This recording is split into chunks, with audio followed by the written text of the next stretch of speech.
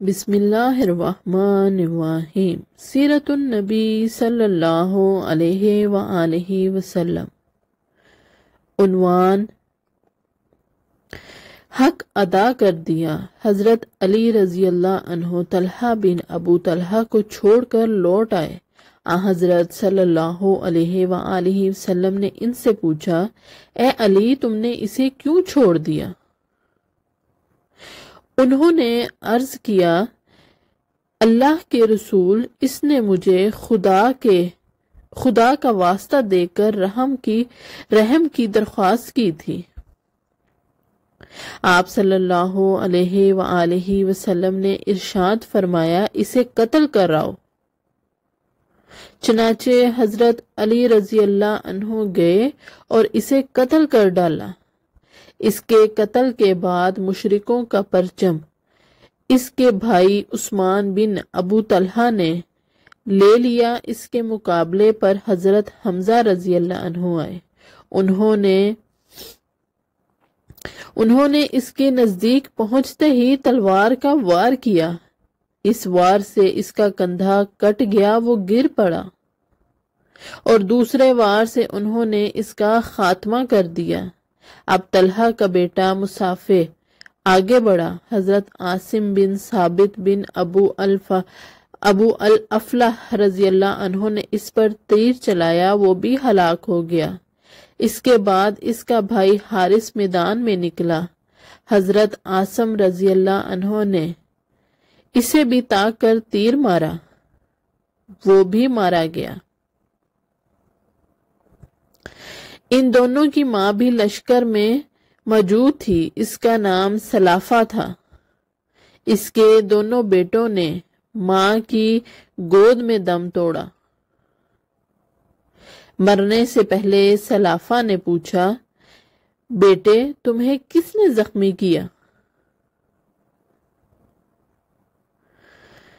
ایک بیٹے نے جواب دیا، میں نے اس کی آواز سنی ہے۔ تیر چلانے سے پہلے اس نے کہا، لے اس کو سنبھال، میں ابو الافلح کا بیٹا ہوں۔ اس جملے سے سلافہ جان گئی کہ وہ تیر انداز حضرت عاصم بن ثابت رضی اللہ عنہ ہیں۔ چنانچہ اس نے قسم کھائی، اگر عاصم کا سر میرے ہاتھ لگا تو میں اس کی کھوپڑی میں شراب پیوں گی۔ استغفر اللہ۔ ساتھ ہی اس نے اعلان کیا کہ جو شخص بھی عاصم بن ثابت کا سر کاٹ کر لائے گا، میں اسے 100 اونٹ انعام دوں گی۔ حضرت عاصم رضی اللہ عنہ اس جنگ میں شہید نہیں ہوئے۔ یہ واقعہ رجی میں شہید ہوئے، جس کا ذکر اپنے وقت پر آئے گا انشاءاللہ۔ ان دونوں کے قتل کے بعد ان کے بھائی کلاب بن طلحہ نے پرچم اٹھا لیا۔ اسے حضرت زبیر رضی اللہ عنہ نے قتل کر دیا۔ کلاب کے بعد اس کے بھائی جلاس بن طلحہ نے پرچم اٹھایا۔ اسے حضرت طلحہ بن عبید رضی اللہ عنہ نے قتل کر دیا۔ اس طرح یہ چاروں اپنے باپ کی طرح وہیں قتل ہو گئے۔ ان کے چچا عثمان بن طلحہ اور ابو سعید بن طلحہ بھی اسی غزوہ احد میں مارے گئے تھے۔ اس کے بعد قریشی پرچم ارطاطہ بن شرجیل نے اٹھا لیا۔ اس کے مقابلے میں حضرت علی رضی اللہ عنہ آئے اور وہ ان کے ہاتھوں مارا گیا۔ اس کے بعد شریح ابن کارز نے پرچم اٹھایا، وہ بھی مارا گیا۔ روایت میں یہ نہیں آیا کہ یہ کس کے ہاتھوں مارا گیا۔ اس کے بعد پرچم ابو زید بن عمرو نے اٹھایا۔ اسے حضرت قزمان رضی اللہ عنہ نے قتل کیا۔ اس کے بعد ان لوگوں کے غلام ثواب بن نے پرچم اٹھایا۔ یہ ایک حبشی تھا۔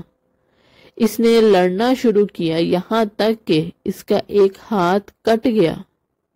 یہ جلدی سے بیٹھ گیا، پرچم کو اپنی گردن اور سینے کے سہارے اٹھائے رہا، یہاں تک کہ وہ حضرت سعد بن ابی وقاص رضی اللہ عنہ کے ہاتھوں قتل ہوا۔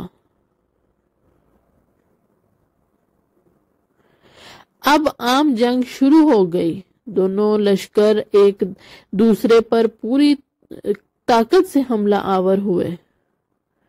اس جنگ کے شروع ہی میں مشرکوں کے گھڑ سوار دستے نے 3 مرتبہ اسلامی لشکر پر حملہ کیا، مگر آن حضرت صلی اللہ علیہ وآلہ وسلم نے پہاڑی کے اوپر تیر اندازوں کا جو دستہ مقرر فرمایا تھا، وہ ہر مرتبہ تیروں کی باڑ مار کر اس دستے کو پیچھے ہٹنے پر مجبور کر دیتا۔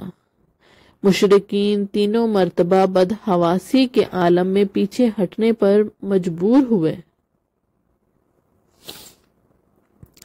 اس کے بعد مسلمانوں نے مشرکوں پر بھرپور حملہ کیا۔ یہ حملہ اس قدر شدید تھا کہ مشرکوں کی طاقت کو زبردست نقصان پہنچا۔ اس وقت لڑائی پورے زوروں پر تھی۔ مشرکوں کی عورتوں میں ہندہ بھی تھی، یہ ابو سفیان کی بیوی تھی، اس وقت تک یہ اسلام نہ لائی تھی، اور مسلمانوں کی سخت ترین دشمن اور بہت تند مزاج عورت تھی۔ انہوں نے اپنے ہاتھوں میں دف لے لیا اور ان کے ساتھ دوسری عورتیں بھی تھیں، انہوں نے بھی دف لے لیے۔ ان سب نے مل کر دف بجانے لگی اور گیت گانے لگی۔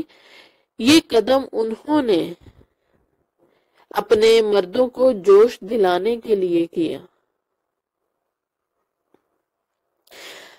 ادھر حضرت صلی اللہ علیہ وآلہ وسلم نے ابو دجانہ رضی اللہ عنہ کو جو تلوار عطا فرمائی تھی، انہوں نے اس کا حق ادا کر دیا۔ حضرت زبیر بن عوام رضی اللہ عنہ فرماتے ہیں کہ جب آپ صلی اللہ علیہ وآلہ وسلم نے اعلان فرمایا تھا کہ اس تلوار کا حق کون ادا کرے گا، تو میرے 3 مرتبہ تلوار مانگنے کے باوجود بھی آپ نے وہ تلوار مجھے مرحمت نہ فرمائی، حالانکہ میں آپ کا پھوپھی کا بیٹا تھا، پھوپھی ذات تھا۔ پھر آپ صلی اللہ علیہ وآلہ وسلم نے تلوار ابو دجانہ کو دے دی، تو میں نے دل میں کہا کہ دیکھتا ہوں کہ یہ اس تلوار کا حق کس طرح ادا کرتے ہیں۔ اس کے بعد میں ان کا پیچھا کیا اور سائے کی طرح ان کے ساتھ لگا رہا۔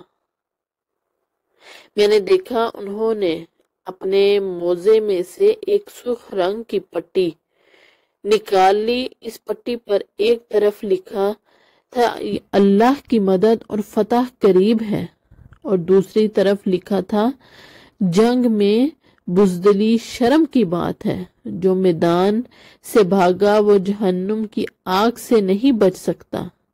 یہ پٹی نکال کر انہوں نے اپنے سر پر باندھ لی۔ انصاری مسلمانوں نے جب یہ دیکھا تو وہ بول اٹھے، ابو دجانہ نے موت کی پٹی باندھ لی ہے۔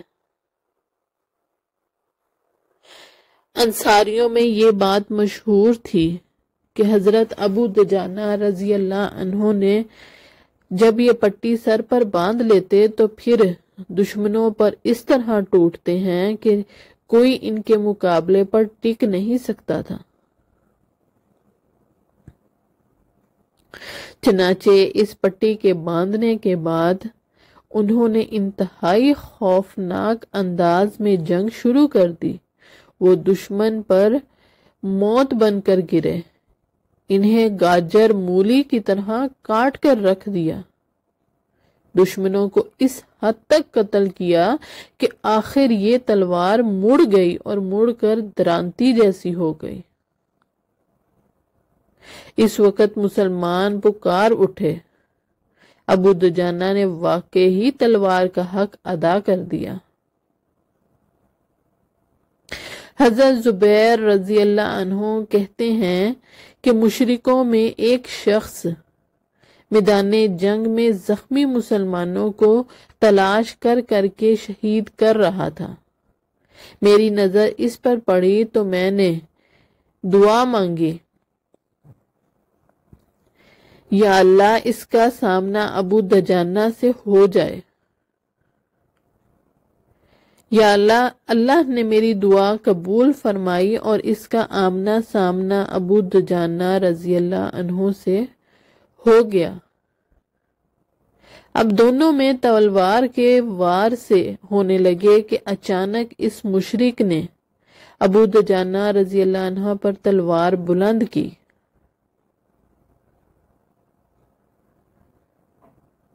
جزاکم اللہ خیر۔